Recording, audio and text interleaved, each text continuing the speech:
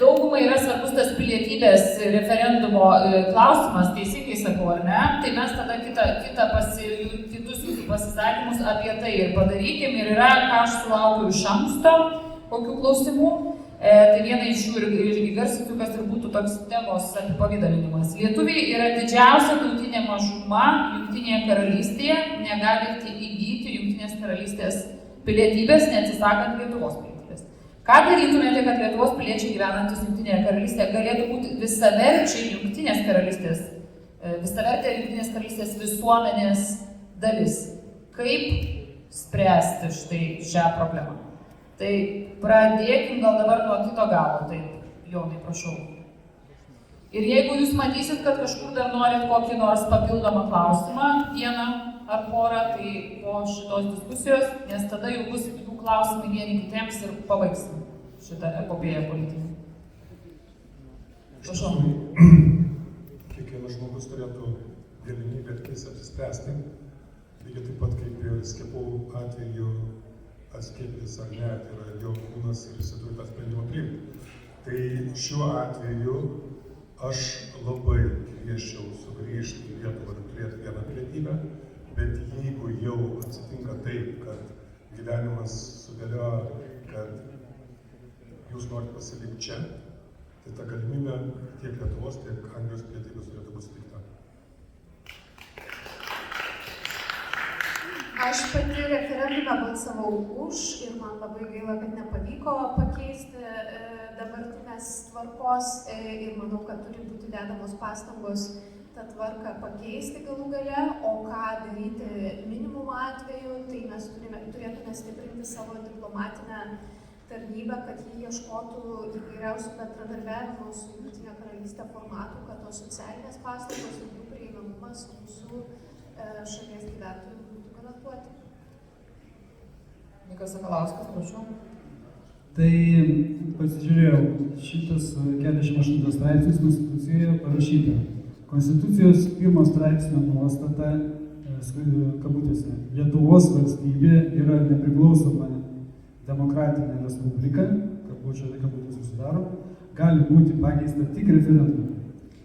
Jeigu už tai pasisakot, tik ta vieta.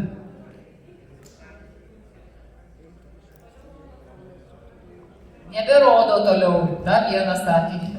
Tai dabar, aš skaičiau. Mes galėsim konstitucijos skaitimus padaryti, bet dabar gal ne visai čia. Tęskim toliau. Mikai, prašau, jūsų atsakymas į klausimą koks? Tai mano atsakymas yra toks, kad jeigu Seimas norėtų, galėtų po 2 mėnesių jau būti įteisinta dviguba pilietybė.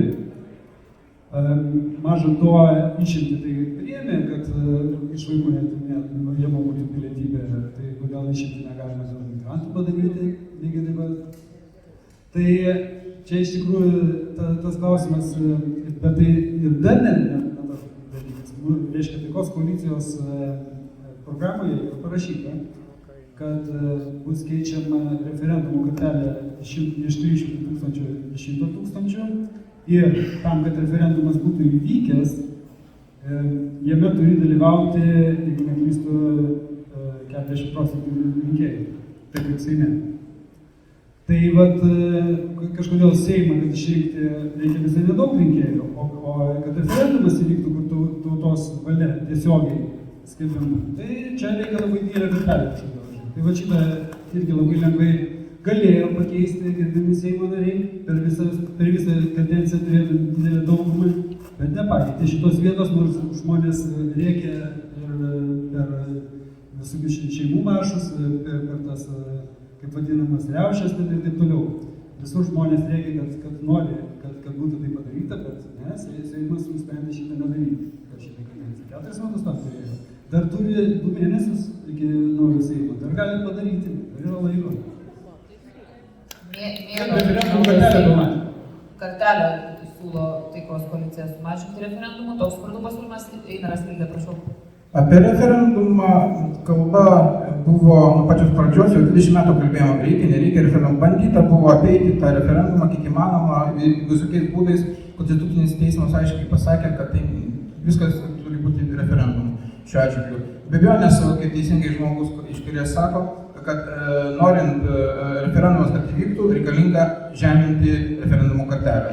Būtent ir jeigu yra pasiūlymas referendumui, iš 300 mes nebesurinkam, mūsų tautos nebėra.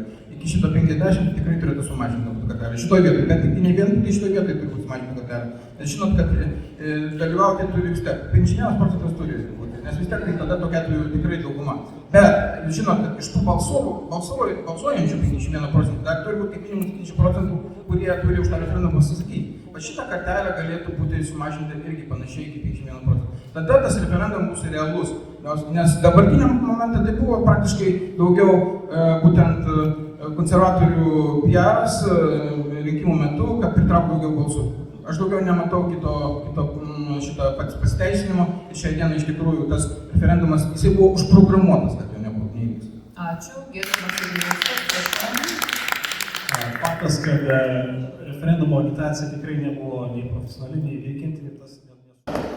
Aš vėlgi laikausi savo pozicijos, tą vadinamą įtvirtinti teisę į prigimtinę pilietybę, kad žmogus nebūtų verčiamas jos atsisakyti.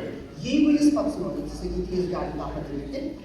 Kitas dalykas yra, kaip konstitucinis teismas išaiškino, kad yra tas, buvo išaiškinta, kad atskiri atvejai yra atskiri išskirtiniai atvejai. Ir čia ir yra klausimas, kad galbūt galime išplėsti tą atskirų atvejų bazę. Nes atskiris atvejas nėra išskirtinis, tai yra atskiroji nuomonė. Čia toks išaiškinimas buvo gana savas, įdomus, bet aš jau neginčiu. Konstitucinis teismas taip nusprendė. Todėl aš manau, kad iš tikrųjų, kalbant su visais, siekiant kuo didesnės politinio palaikymo, būtent įstatymo pakeitimu Seime būtų galima įteisinti kad žmogaus teisė į prigimtinę pilietybę. Saugikliai yra būtini, šitos saugiklius taip pat galima sudėti ir aprašyti. Taip pat valstybė gali pasakyti teisę tą pilietybę anuliuoti tais atvejais, kada tas asmuo, kuris turi pilietybę, kenkia valstybei arba dirba tarnauja kitai valstybei. Ačiū, ponas Dačius. Taip pat vyksta, yra komisija, kuri tai daro. Gerai, ačiū. Ačiū. Prašau. Norėčiau keletą akcentų vis dėlto pasakyti. Visų pirma, nėra dvigubos pilietybės. Jūs nei viename pase nerasite, kad parašyta dviguba pilietybė. Yra 2 šalių pilietybės arba 3 šalių pilietybės ir tą reikėtų fiksuoti labai aiškiai. Antra, mes ne tik darysime, bet ir jau dabar darome. Ką įsipareigojame tiek Aušrinė, tiek Dalia, tiek aš prieš 4 metus, kad surengsime referendumą dėl pilietybės išsaugojimo. Tā ir padarėme. Gaila, kad pritrūko balsų, nepaisant to, kad daugiau kaip 100 000 žmonių daugiau pasisakė už pilietybės išsaugojimą. 1 040 000 žmonių palaiko pilietybės išsaugojimo klausimą.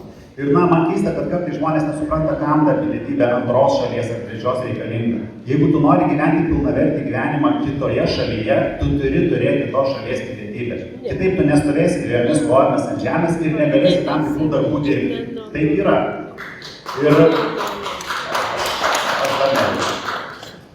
Ir man atrodo, mes turime tą galimybę padaryti. Dar vienas labai svarbus dalykas. 92 metai.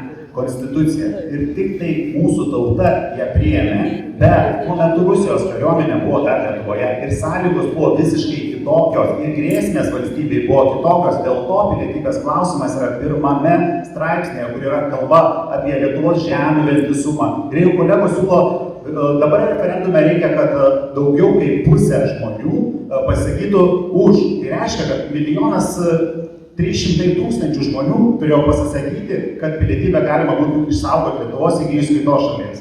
Mes girdime pasisakymą, užtektų 100 000 arba 150 000. Tai ką, žemė Lietuvos tada taip dalintume? Jeigu 100 000, galbūt mažumos kažkurio žmonių prabalsuoja, kad dalį Lietuvos mes atiduodame Rusijai, tai mes ją turėtume atiduoti. Ne, mes negalime mažinti kartelės. Ir aš tam tikrai nepritariu. Tai man atrodo, mes ne tik darome, ką pažadėjome ir kaip ir minėjau, įregistravome, sukūrėme plačią labai koaliciją. 74 parlamentarai pasirašė įstatymo projektą, kad NATO šalies pilietybę įgijęs lietuvis neprarastų Lietuvos.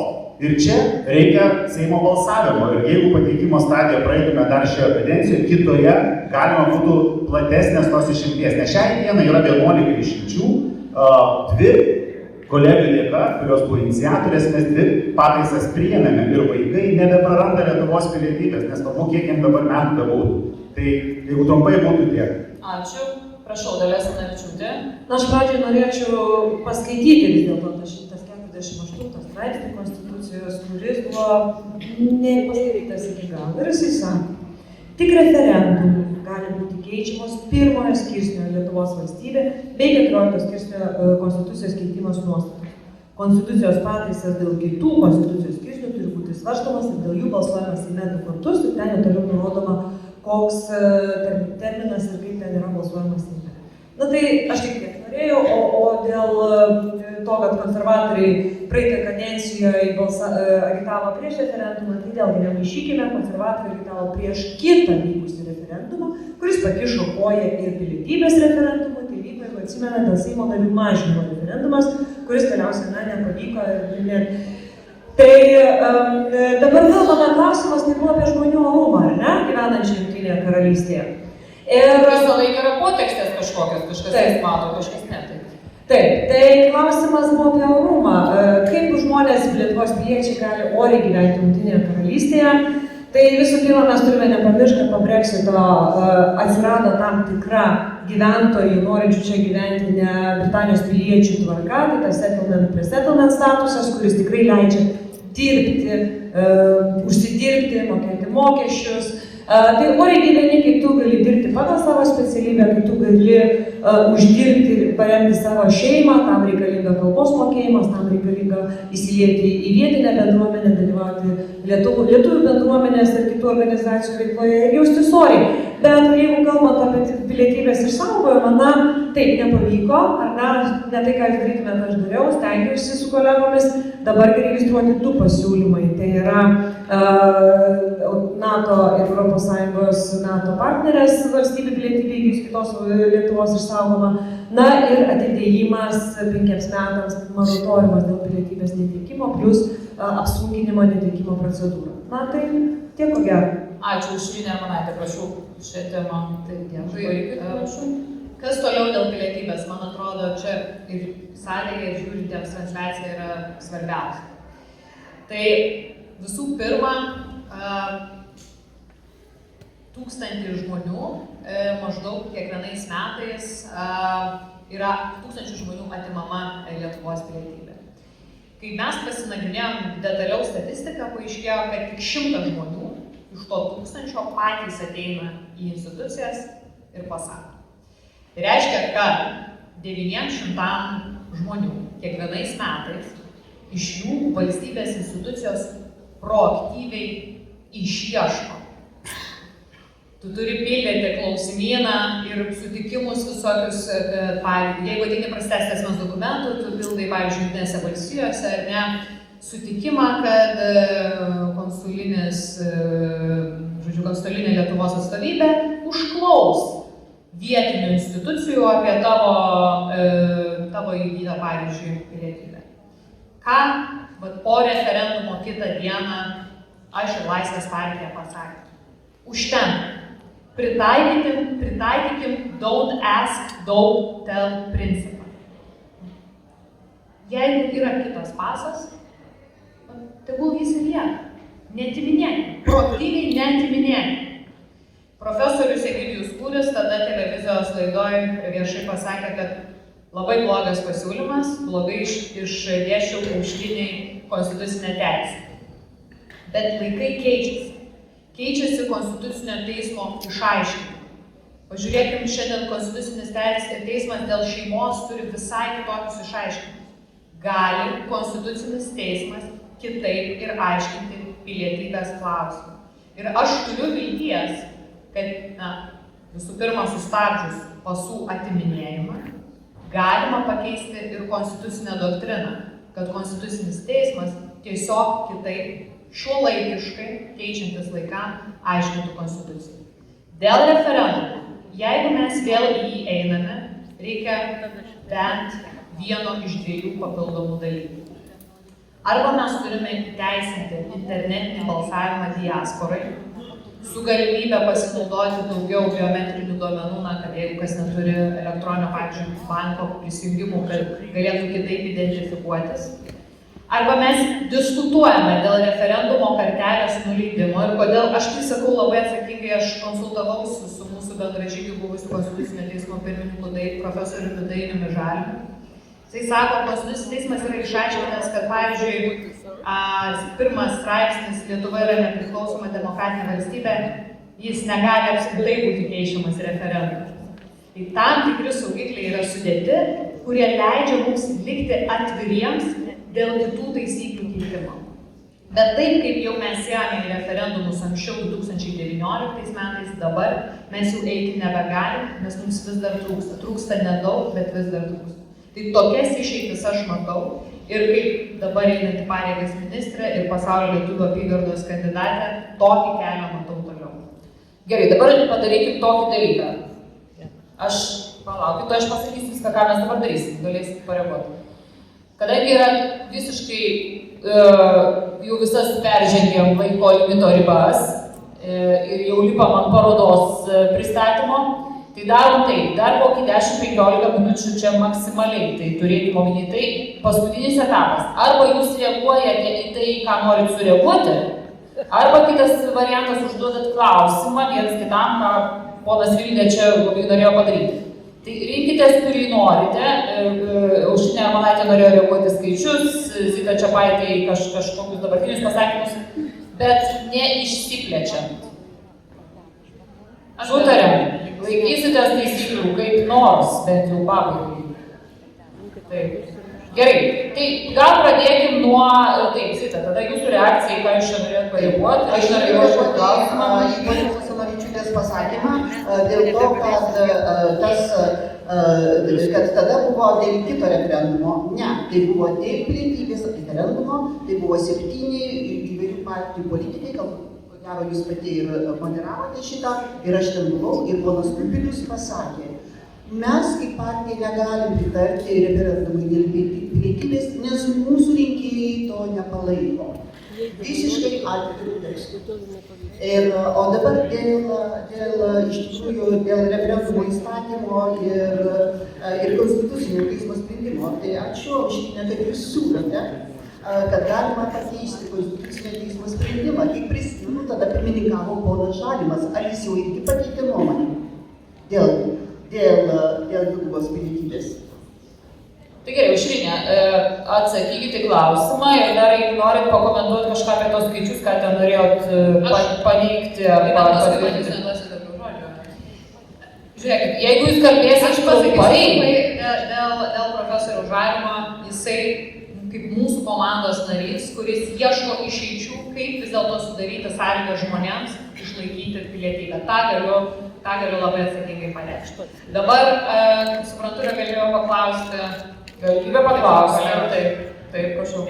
Labai rimtai diskutuojam ir rimta tema, bet gal paklausiu pono Jono Pinskaus. Galvoju, kad kažkurio būtinai iš kandidatų norėsiu to paklausti, kai ėjau į šitą pastatą. Šiandien ant jo pastebėjau LGBTQI vėliavą. Jūs, ir jūsų partija iš tikrųjų kovoja tarsi prieš LGBT žmonės. Klausimas mano toks, ar nebuvo baisu įeiti į šitą pastatą? O jeigu aš vis nuo žmonos išstojau. Kaip turiu pasakyti.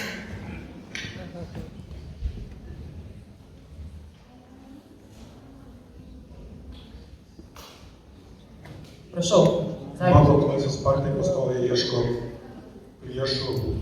Aš tik tiesiog noriu pasakyti, kad jūs nemaišykit mūsų su gražuliais, mes pasisakom už tradicinę šeimą, mes pasisakom už LGBT propagandą be tėvų sutikimų mokyklose ir darželiuose.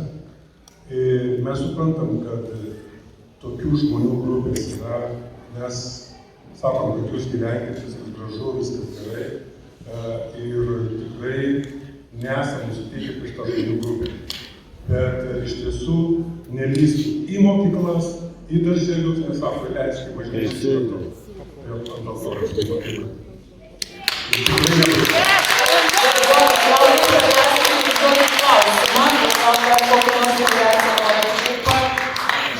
trumpą klausimą norėčiau gal užduoti Giedrimui, kadangi jis vienintelis susėdė iš praeitos vyriausybės. Mūsų programoje yra įrašytas punktas, kad privatizuotas igničio akcijas grąžinti valstybei, tai yra išpirkti. Kaip jūs balsuosite ir kaip jūs pasakot to klausimą? Giedrimas Jeglinskas, prašau. Ignitis sugrįžta. Niekur nenuėjo. Iš tikrųjų, igničio privatizacija buvo apgauta daugybės mitų ir visokių sakmių pasakų. Iš tikrųjų, privatizacija, vėlgi, apie procesą mes galime kiekvieną procesą išnagrinėti, rasti ten kas blogai, kas geri, kas ten vyksta gerai, blogai, bet tai leido rekapitalizuoti Ignitį, tai leido sukurti įmonę, kuri yra pažangi, kuri sugeba pritraukti kapitalą ir iš čia, iš Londono City, ir per obligacijomis ir savo equity. Tai vėlgi, kompanija tapo geresnė, jinai tapo tai, kas yra ten, kur turi eiti, kur turėjo eiti. Tai vėlgi, aš tikrai nemanau, kad turėtume eiti link kažkokio tai atgal žingsnio ir tikrai balsuočiau į veikimą toliau gerinimą korporatinio valdymo, kas yra būtinai reikalinga. Vėlgi, tai yra valstybinė įmonė, tai nėra privati įmonė, yra labai nedidelė dalis, kuri yra privatizuota, kuri leidžia mums iš tikro ir skirti duomenys viešai ir duoda tikrą skaidrumą visose, ne tik Lietuvoje, bet ir pasaulinėse kapitalo rinkose. Tai yra didžiulis dalykas. Ir toliau, bet reikia toliau gerinti konkurencingumą per geresnį korporatyvinį valdymą. Tam valstybės įtraukimas tikrai yra būtinas, nes kaip valstybinė įmonė, Igničio tikslas neturėtų būti pelno didinimas. Bet taip, reikia subalansuoti. Va čia, kur galime mes prisidėti kaip valstybė, iš tikrųjų įeidami į tas per valdybą ir išgrindami jos tikslus, kad jos tikslas būtų geros kainos energijos tiekimas Lietuvos gyventojams arba saugumo. Tai yra ką galime perdaryti korporatyvinio valdymo. Tai faktas. Klausimas jūsų. Tai viskas tvarkoja. Giedrimai, klausimas jūsų, Aš nenoriu uždėti klausimų, bet nors malonu tarp kolegų, aš tik noriu pasakyti, kad besirenkant, ateina rinkimai, labai svarbus dalykas yra. Gyvename tikrai pavojingais laikais, turime karą už sienos, turime daug neužtikrintumo ekonomiškai, socialiai, visuomenė yra susiskaldžiusi. Dabar klausimas, ko reikia Lietuva būtų turtinga. Laisva pirmiausia, saugi, ir po to turtinga. Mažiau vokti. Ko sakot? Pasakykit, dar kartą, ko? Mažiau vokti. Vokti nereikia. Kaip, kaip nevokti?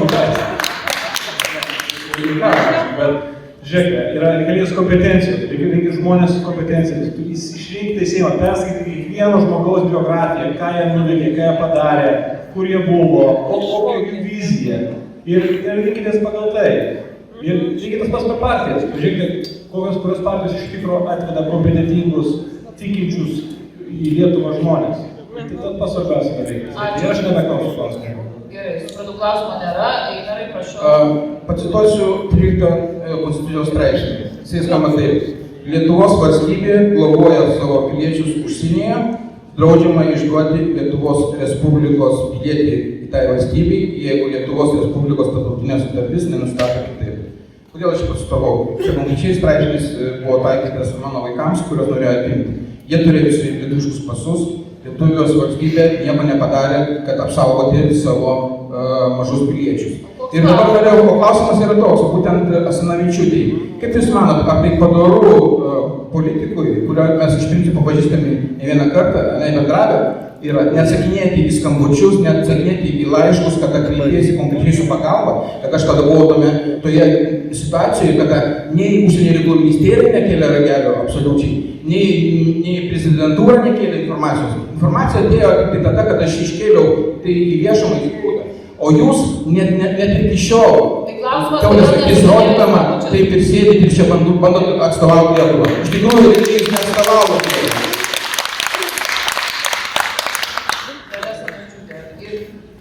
klausimą.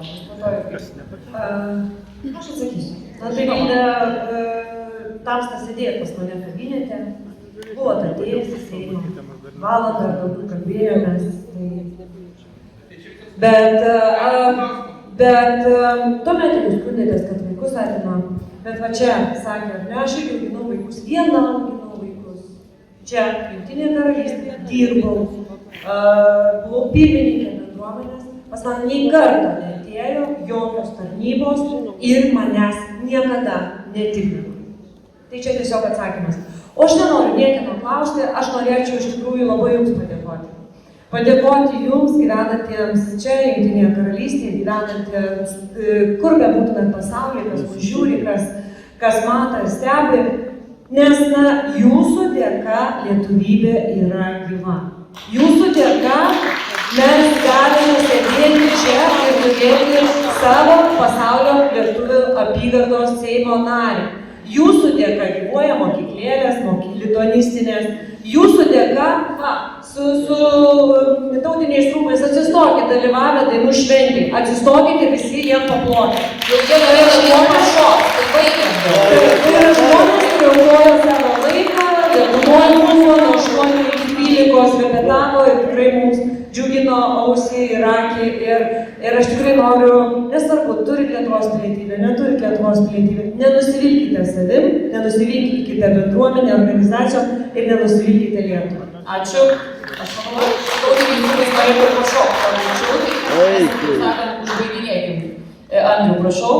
Tai aš šitą klausimą, kaip sakėte, galima, replikuoti šiek tiek. Galite replikuoti. Tai internetinis balsavimas, ko daugelį metų siekia pasaulio lietuvių bendruomenė, dėja jo vis dar nėra. Ir man tenka apgailestauti, kad mes darbo grupėje diskutuodami dėl referendumo ir dėl galimybės didesnio įsitraukimo mūsų diasporos, mano siūlymui nebuvo pritarta, kad internetinis balsavimas būtų įteisintas, būtent skirtas referendumam, tam, kad padidinti tą rinkėjų skaičių, kurie galėtų dalyvauti ir balsuoti už.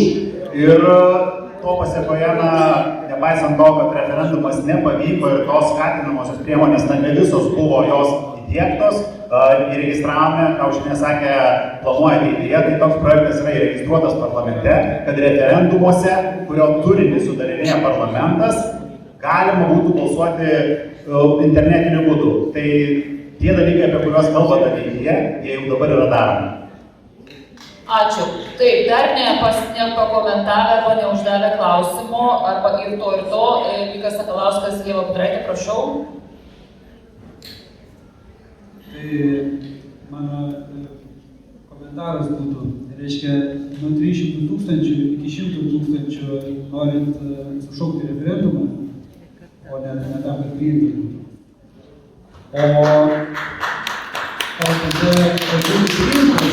O kodėl, aš nežinau, kaip čia pasakyti, geresnių žodžių, kodėl, ar negalvojate, kad jūs elegantiškai elgėtės, kai galvojate, kad žmonės Seimą, kad išrinkti, turi būti mažesnė kartelė negu referendumą.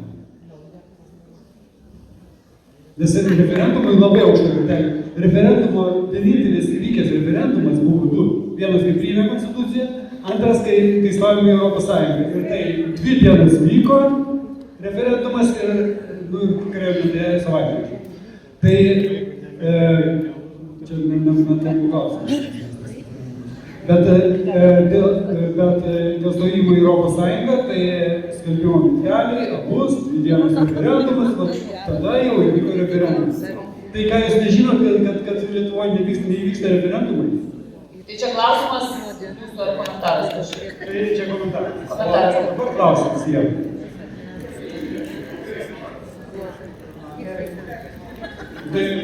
Kolegos, jūsų yra 9, jūs įsivaizduojat? Tai aš sakau, mes čia 2 paras galim šnekėti. Aš net nebijoju, kad jūs turėtumėt ką pasakyti visada. Bet nebūminiai esame, aš irgi specialiai atvažiavau čia lygiai taip pat. Tai mes dar Vilniui susitiksim su jumis 19 dieną, galėsim dar pašnekėti. VRK debatus. Pasimušt. Tai vienas labai trumpas ir antras toks ilgesnis klausimas. Kiek procentų atmosferoje yra CO2?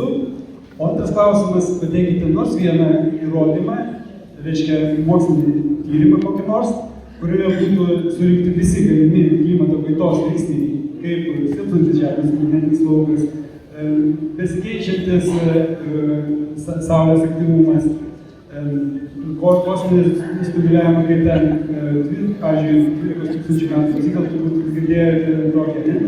Tai ir kad būtų tuo pat metu tas tyrimas apkaltinti žmonės dėl tos klimato kaitos, kuri dabar vyksta. Duos vieną. Va jau kur mes klausykit, kol arčiau naktis, to giliau čia jau brendam, prašau.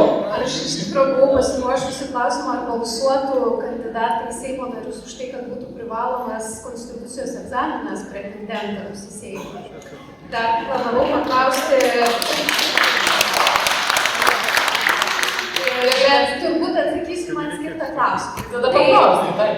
Klimato kaita visą laiką vyko. Jūs esate labai teisus. Per visą planetos gyvavimo istoriją klimatas keitėsi nuolat.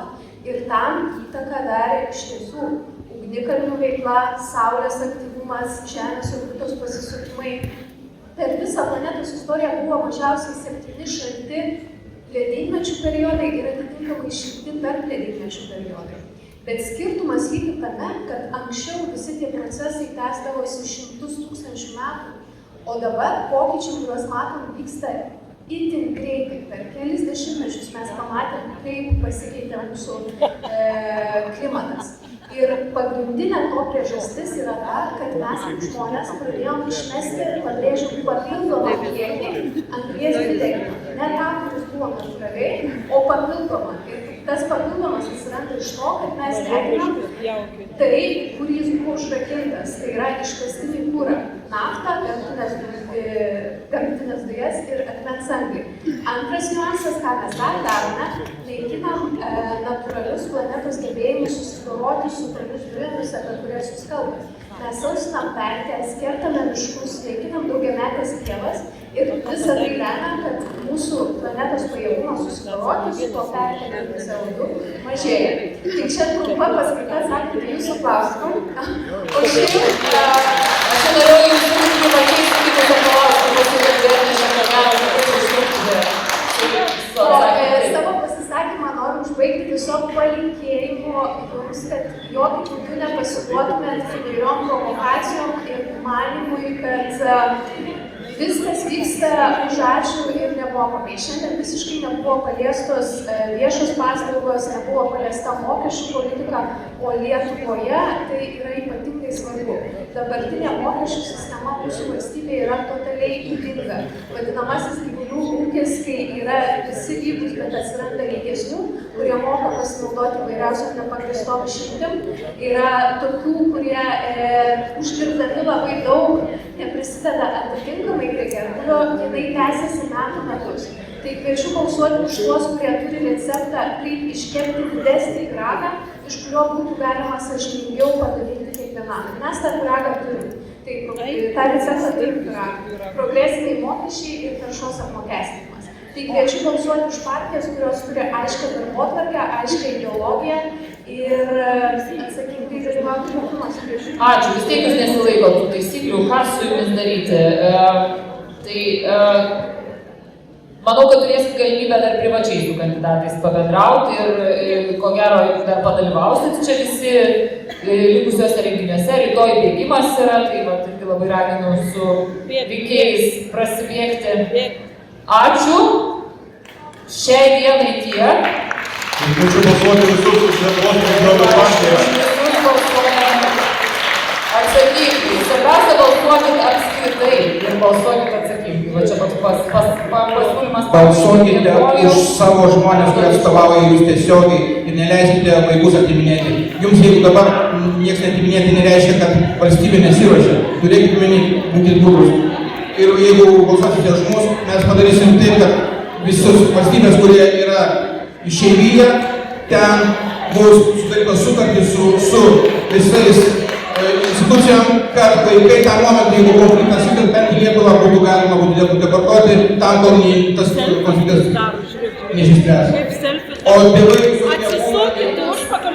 Ačiū visiems, kas tiek laiko, tiek valandų išbuvot, išklausė, tikiuosi visus pažadus įsirašėt ir pareikalausit. Nu, o dabar mes vėluojam, tačiau labai gražus renginys. Kaip ir minėjau, bendruomenė yra žmonės. vieną minutę